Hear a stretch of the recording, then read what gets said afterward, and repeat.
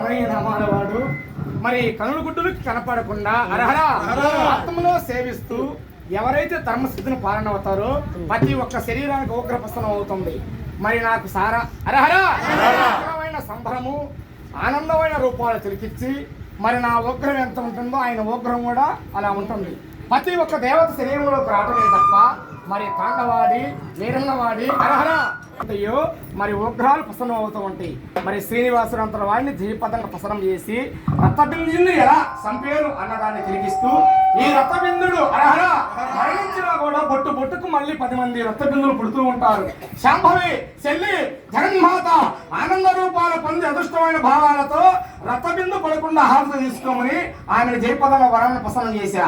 మరి రక్తబిందు కింద పడకుండా పుట్టిన రక్తమంతా జయపదంగా ఆవరిస్తూ ఆనంద రూపాలతోటి ఈ రక్తబిందుడు సంభవాసనం అంతటితో అంతర్ధానం అయిపోయింది.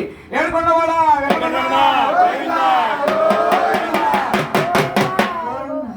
పూలంట రావాలి.